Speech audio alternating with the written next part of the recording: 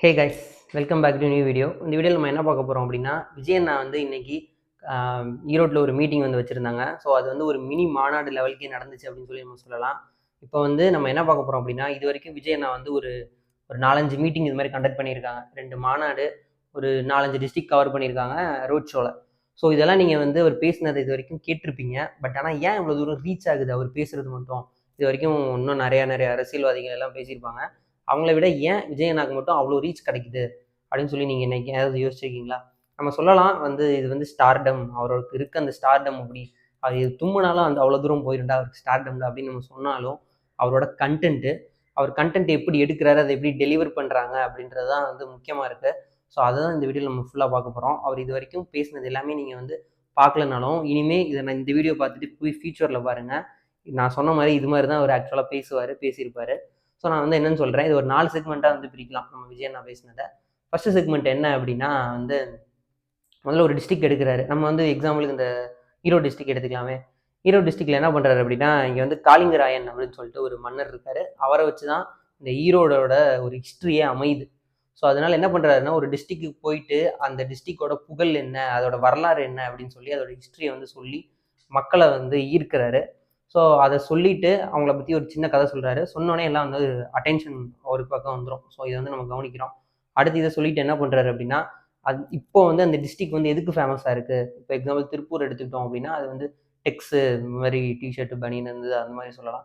காஞ்சிபுரம் பட்டு அது மாதிரி 3 சொன்னாலும், இப்போ ஈரோடு வந்து மஞ்சள், இந்த கரும்பு, அப்புறம் நெசவாளர்கள் இதெல்லாம் வச்சு தான் ஈரோடு வந்து இருக்குது. நம்ம ஈரோடு ரெப்ரசன்ட் பண்ணுறது வந்து இது இப்போது கரண்ட்டில்.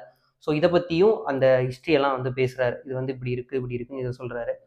அடுத்து 3ஆவது செக்மெண்ட்டாக நம்ம எதை சொல்லலாம் அப்படின்னா, அடுத்து வந்து இப்போ இருக்க ரூலிங் கவர்மெண்ட் வந்து என்ன பண்ணுறேன்னு சொல்லியிருந்தாங்க. ஆக்சுவலாக சில விஷயம்லாம் அவர் வந்து சொல்லியிருந்தாரு. அடுத்த வீடியோவில் போக போக பார்க்கலாம். அது மாதிரி அதை வந்து 3rd செக்மெண்ட்டாக சொல்கிறாரு.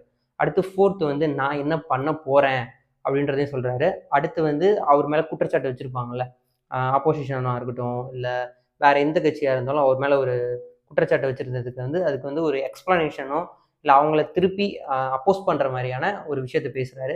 இது 4 தான் அவர் வந்து தொடர்ந்து ஃபாலோ பண்ணுற ஒரு விஷயம். இதை வந்து நீங்கள் கவனிச்சிங்கன்னா உங்களுக்கு தெரியும். சரி வாங்க, இன்னும் அவர் என்னெல்லாம் பேசியிருந்தாரு, இந்த காளிங்கராயன் மன்னர் யார் எல்லாம் சொல்லி இந்த வீடியோவில் பார்க்கலாம். சேனலுக்குள்ளே வரீங்கன்னா வீடியோ லைக் பண்ணுங்கள், சேனல் சப்ஸ்கிரைப் பண்ணுங்கள். வாங்க வீடியோக்குள்ளே போகலாம்.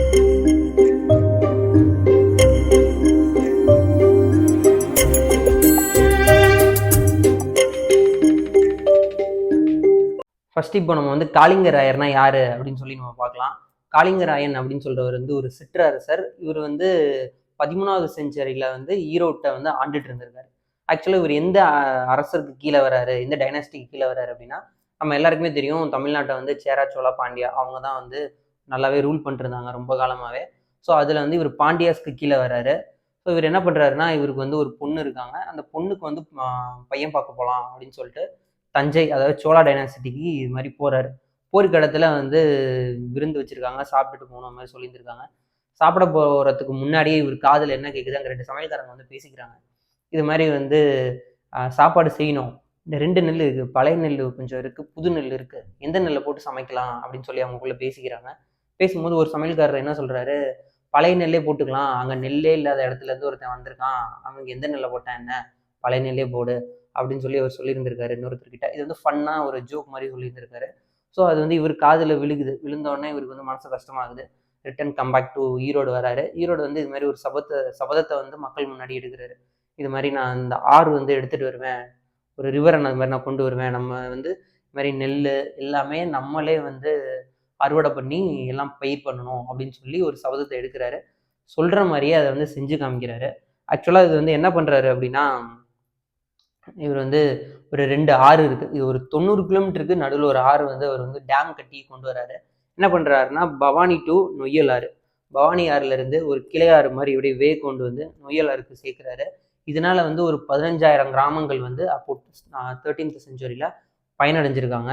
ஸோ இப்பயுமே ஏறக்குறைய அந்த லெவலுக்கு வருவாங்கன்னு நினைக்கிறேன். ஸோ இப்போ என்ன பண்றாரு அப்படின்னா, இந்த இது வந்து பண்ணி முடிச்சிடுறாரு. ஒரு டேம் வந்து அப்போயிட்டு 13th செஞ்சுரியிலே வந்து டேம் கட்டியிருக்காரு. அதாவது ஒரு 700 வருஷம் முன்னாடி, இப்போ நம்ம 20th செஞ்சுரியில் இருக்கோம், 700 வருஷம் முன்னாடி இந்த டேம் வந்து கட்டியிருக்காரு. ஸோ அடுத்து இதெல்லாம் தான் விஜய் நான் அந்த இடத்துல வந்து சொல்றாரு. ஆனால் இதை வந்து அவர் வேற மாதிரி ஸ்டோரியா சொல்லியிருந்தாரு. உங்களுக்கு நான் வந்து இப்படி அவரோட ஹிஸ்ட்ரியை சொல்லி அந்த டேம் இது பண்ணியிருக்காரு அப்படின்றத சொல்றேன். அடுத்து விஜயன் என்ன பண்ணுறாரு, அவரோட 2வது செக்மெண்ட்டுக்கு வராரு. ஸோ 2வது செக்மெண்ட்டில் இங்கே என்ன இருக்குது அப்படின்னா மஞ்சள். அதாவது அந்த டிஸ்ட்ரிக்டில் என்ன அங்கே ஃபேமஸோ அதை பற்றி பேசுகிறது. ஆக்சுவலாக என்ன சொல்கிறாரு அப்படின்னா, ஈரோட்டில் வந்து எந்த ஒரு நல்ல காரியமுமே நம்ம மஞ்சள் வச்சு தான் ஆரம்பிப்போம் மங்களகரமாக. ஸோ அதுக்கு வந்து எடுத்துக்காட்டு மாதிரி இங்கே மஞ்சள் வந்து இங்கே ஈரோட்டில் விளையுது, நிறையாவே விளையுது. பட் ஆனால் அதுக்கான கரெக்டான ப்ரைஸஸ் இல்லை. ஸ்டேட் கவர்மெண்ட் வந்து அதுக்கான கரெக்டான ப்ரைஸை வந்து சொல்கிறது இல்லை அப்படின்னு சொல்லி அதை அட்ரஸ் பண்ணுறாரு. ஸோ இதெல்லாம் அட்ரஸ் பண்ணிட்டு அடுத்து வந்து சொல்கிறாரு, இந்த மாதிரி இங்கே வந்து நெசவாளர்கள் வந்து நிறைய இருக்காங்க, அவங்களுக்கான அவங்க கொடுக்குற அந்த வேஷ்டி சேலையாக இருக்கட்டும், அதுக்கு கரெக்டான ஒரு அமௌண்ட் வர மாட்டேங்குது. இன்னும் 30% நெசவாளர்களுக்கு வந்து நீங்கள் அந்த சேலரி, அதாவது நீங்கள் அவங்களுக்கு கொடுக்குறேன்னு சொல்லி அந்த அமௌண்ட் கொடுக்கல. ஒரு இதுவும் பண்ணாங்கன்னா அவங்க அவங்க ஒரு நெல்லோ ஒரு மஞ்சளோ ஒரு நெசவாளர்களாக இருந்தால் ஒரு வேஷ்டி சேலையோ அவங்க தயாரித்து வந்து உங்கள்கிட்ட கவர்மெண்ட்டுக்கு கொடுக்குறாங்க. பட் ஆனால் நீங்கள் அவங்களுக்கு கொடுக்க வேண்டிய காசை நீங்கள் கொடுக்க மாட்டேங்கிறீங்க, அதை கூட போராடி தான் அவங்க வாங்குறாங்க அப்படின்னு சொல்லி அந்த விஷயத்தையும் வந்து அட்ரஸ் பண்ணியிருந்தாரு. ஸோ இதெல்லாம் முடிச்சு இதுதான் அவரோட 2வது செக்மெண்ட். இதை பற்றி அவர் எக்ஸ்பிளைன் பண்ணி பேசுகிறாரு. அடுத்து வந்து நம்ம 3rd செக்மெண்ட் வந்து பார்க்கலாம். 3rd செக்மெண்ட் என்ன அப்படின்னா, அங்கே இருக்க ரூலிங் கவர்மெண்ட் வந்து என்னெல்லாம் வந்து உறுதி கொடுத்து என்னென்ன பண்ணுவோம் அப்படின்னு சொல்லியிருந்தாங்க, அது என்னென்னலாம் பண்ணலை, என்னென்ன நடந்திருக்கு அப்படின்றத பற்றி எக்ஸ்பிளைன் பண்ணுறது தான் அந்த 3rd செக்மெண்ட்டு. ஸோ இதில் என்ன சொல்லியிருக்காரு அப்படின்னா, இது மாதிரி வந்து இங்கே கரும்பு தொழிலாளர்கள் இருக்காங்க, நெல் உற்பத்தி பண்ணுறவங்க இருக்காங்க, மஞ்சள் உற்பத்தி பண்ணுறவங்க, அப்புறம் நெசவாளர்கள் எல்லாமே இருக்காங்க. 30%க்கு அதாவது நெசவாளர்களுக்கு இன்னும் நம்ம சேலரியே கொடுக்கல. பட் நீங்கள் என்ன சொல்லியிருந்தாங்க அப்படின்னா, இது மாதிரி நாங்கள் வந்துட்டோம்னா, ஆட்சிக்கு வந்துட்டோம் அப்படின்னா இது மாதிரி நாங்கள் அந்த ப்ரைஸஸ்லாம் இப்போ ஒரு நெல் இங்கேருந்து நம்ம உற்பத்தி பண்ணி நம்ம கவர்மெண்ட்டுக்கு வந்து கொடுக்குறோம். கவர்மெண்ட் வந்து அதுக்கு ஒரு ரேட் ஆக்சுவலாக ஒரு 40 ரூபா அப்படின்னு சொல்லி செட் பண்ணுறாங்க அப்படின்னா, ஒரு மூட்டைக்கு ஒரு எக்ஸாம்பிள் சொல்கிறேன். ஸோ அதை வந்து நாங்கள் இன்க்ரீஸ் பண்ணுவோம் அப்படின்னு சொல்லி அவங்க வந்து சொல்லியிருந்தாங்க ஆட்சிக்கு வரதுக்கு முன்னாடி. ஆனால் அதை பண்ணலை. வந்துட்டு ஆனால் நீங்கள் ஒரு மஞ்சளாக இருக்கட்டும், மஞ்சளுக்கும் அதே மாதிரி தான் பண்ணுறாங்க. ஆனால் என்ன பண்ணுறாங்க, கம்மியான விலையில் நம்மள்ட்ட இருந்து மஞ்சளை வாங்கிட்டு அவங்க வெளிநாட்டுக்கு அதிகமான விலையில் விற்கிறாங்க. ஆக்சுவலாக ரேட் இன்க்ரீஸ் பண்ணுவேன்னு சொன்னாங்க, ரேட்லாம் எதுவும் இன்க்ரீஸ் பண்ணவே இல்லை அப்படின்னு சொல்லி அதை அட்ரஸ் பண்ணுறாரு. அதே மாதிரி இந்த நெசவாளர்களுக்கு இந்த வேஷ்டி சேலை அந்த அதுக்கும் ப்ரைஸ்லாம் இன்க்ரீஸ் பண்ணல அப்படின்னு சொல்லிட்டு அதையும் அட்ரஸ் பண்ணுறாரு. இதெல்லாம் அட்ரஸ் பண்ணி முடிச்சுட்டு அடுத்து என்ன சொல்கிறாரு அப்படின்னா, நீட்டுக்கு நாங்கள் முதல்ல இங்கே ஆட்சிக்கு வந்தோம் அப்படின்னா நீட்டில் தான் ஃபஸ்ட்டு கையெழுத்தே போடுவோம் அப்படின்னு சொல்லி அதை சொல்லியிருந்தாரு. அதை ஆனால் அந்த ரூலிங் கவர்மெண்ட் பண்ணலை அப்படின்னு சொல்லிட்டு அதையும் அட்ரஸ் பண்ணுறாரு விஜய் அண்ணா.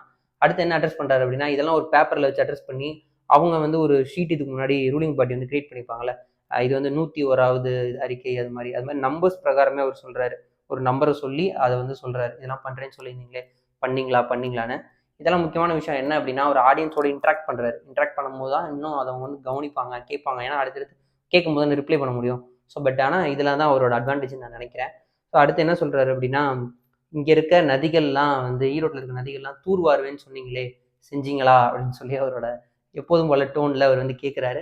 ஆடியன்ஸ்லேருந்து அவங்களாம் எதுவும் செய்யலை அப்படின்னு வந்து சொல்கிறாங்க அவரோட தொண்டர்கள்லாம். ஸோ இதெல்லாம் தான் இவரோட 3rd செக்மெண்ட்டாக இருக்குது. ஸோ அடுத்து என்ன சொல்கிறாரு அப்படின்னா, இது மாதிரி சொல்லிக்கிட்டே போனால் எல்லா டிஸ்ட்ரிக்ட்லேயும் இது மாதிரி உங்களுக்குலாம் நிறைய பிரச்சனை இருக்குது, இதெல்லாம் எதுவுமே அவங்க பண்ணல, இந்த ஆட்சி அவங்களுக்கு தேவையா அப்படின்னு சொல்லி கரெக்டாக கேட்டு இந்த 3rd செக்மெண்ட்டை முடிச்சு வைக்கிறாரு. ஸோ இதெல்லாம் தான் இவர் பேசின இந்த 3rd செக்மெண்ட்டு. ஸோ அடுத்து வந்து இப்போ நம்ம அந்த விஜய் அண்ணாவோட 4th செக்மெண்ட் தான் நம்ம பார்க்க போகிறோம். 4th செக்மெண்ட்டு எதை பற்றி இருக்குன்னா, இது வந்து நம்ம மிஸ் பண்ணக்கூடாத ஒரு செக்மெண்ட்டு. ஸோ என்ன சொல்கிறாரு அப்படின்னா, அவர் மேலே வச்ச அக்யூசேஷனுக்குலாம் அவர் வந்து ரிப்ளை கொடுக்குறாரு. ஸோ இதெல்லாம் தான் இந்த 4th செக்மெண்ட்டாக இருக்குது. எந்த இடத்துலேருந்து ஆரம்பிக்கிறாரு அப்படின்னா, ஆக்சுவலாக வந்து என்ன சொல்கிறாரு அப்படின்னா, நீங்கள் வந்து என் மேலே வந்து ஒரு அக்யூசேஷன் வைக்கிறீங்க, டிவிக்கு அதை கட்சி மேலேயும் வைக்கிறீங்க, என்னை டவுன் பண்ணணும்னு சொல்லிட்டு. பட் ஆனால் மக்களுக்கு தெரியும், எனக்கும் மக்களுக்கும் உண்டான உறவு வந்து இன்னைக்கு நேற்று வந்தது இல்லை, இது வந்து 30 வருஷத்துக்கு முன்னாடி நான் சினிமாவில் இருக்கிறப்பிலிருந்தே வந்தது, அந்த உறவு வந்து அப்படியே தொடருது, அப்படி தானே, ஆமாம் தானே அப்படின்னு சொல்லி க்ரௌடை கேட்குறாரு. அவங்களும் ஆமாம் அப்படின்னு சொல்கிற மாதிரி ஒரு கேட்குறதுக்கு கரெக்டாக அப்படியே ரிப்ளை பண்ணுறாங்க.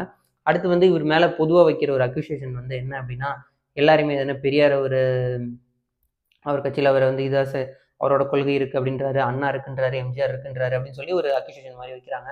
ஸோ அதுக்கெலாம் வந்து ரிப்ளை பண்ணுறாரு, எம்ஜிஆர் அண்ணா அப்படின்றவங்களாம் வந்து ஒரு கட்சியை ரெப்ரசன்ட் பண்ணி அவங்கள யூஸ் பண்ணக்கூடாது அப்படின்றதுலாம் கிடையவே கிடையாது. யூஸ் பண்ணக்கூடாது அப்படின்னு யாரும் சொல்லவே முடியாது.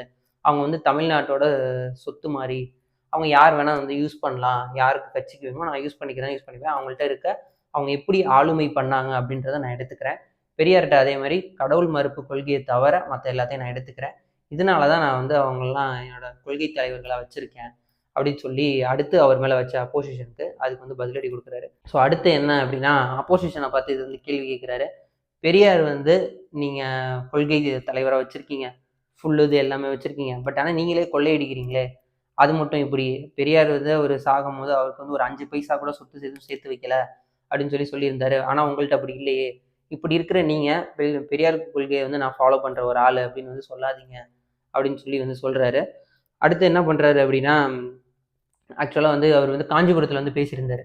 இது மாதிரி வீடு கட்டி தருவோம் அப்படின்னு சொல்லியிருந்தாரு. எஜுகேஷன் எல்லா வீட்லேயும் வந்து ஒரு பட்டதாரி இருப்பாங்க அப்படின்னு சொல்லியிருந்தோம். இதுக்கெல்லாம் வந்து ரொம்ப அவதூறு பரப்புறாங்க. இது எப்படி பண்ண முடியும், அது எப்படி வீடு கட்டி தருவார், நாங்களே வீடு கட்டி தந்திருக்கோம் அப்படிலாம் சொல்கிறாங்க அப்படின்னு சொல்கிறாரு. ஸோ அப்படி சொன்னதுக்கெலாம் அவர் வந்து ரிப்ளை பண்ணுறாரு. என்ன ரிப்ளை பண்ணுறாரு அப்படின்னா, இது மாதிரி இந்த வருஷம் இந்த ஆட்சியில் அதாவது 207 கவர்மெண்ட் ஸ்கூல் வந்து மூடியிருக்காங்க. எதனால அப்படின்னா ஸ்கூல் ஸ்டூடெண்ட்ஸ்லாம் ட்ராப் அவுட் ஆகிருக்காங்க. ட்ராப் அவுட் ஆகிறது அப்படின்னா கொஞ்ச நாள் ஒரு 6th வரைக்கும் படிச்சிருப்பாங்க, 4th 3rd எல்லாம் படிச்சு மறுபடியும் ஸ்கூல் வேணாம் அப்படின்னு ஸ்கூலுக்கே போகாமல் விட்டுருவாங்க. அப்படி இல்லைன்னா வேறு ஸ்கூலுக்கு மாறுறது. ஸோ அதனால் கவர்மெண்ட் ஸ்கூல் இது மாதிரி 207 கவர்மெண்ட் ஸ்கூலை வந்து மூடியிருக்காங்க அப்படின்னு அந்த டேட்டாவே வந்து சொல்கிறாரு. ஸோ இதை சொல்லிவிட்டு அடுத்து என்ன கேட்குறாரு அப்படின்னா, ஆக்சுவலாக வந்து எனக்கெல்லாம் முன்னாடி தோணும், எம்ஜிஆரும் அப்புறம் ஜெயலலிதா அவங்க 2 பேரும் எதுக்கு டிஎம்கே அவ்வளோ தாக்குறாங்க, அவ்வளோ திட்டுறாங்க அப்படின்னு எனக்கு தோணும். ஏன் இதுக்கு போய் இப்படி திட்டணுமா அப்படின்னு எனக்கு தோணும்.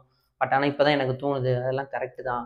அவங்க யூஸ் பண்ண ஒரு வேர்டை நானும் யூஸ் பண்ணுறேன் அப்படின்னு சொல்லிட்டு, ஆக்சுவலாக இதுக்கு முன்னாடி இந்த எம்ஜிஆரும் ஜெயலலிதா அவர்களும் வந்து திமுகவை தீய சக்தி அப்படின்னு சொல்லி வந்து கூப்பிட்டுருந்துருக்காங்க.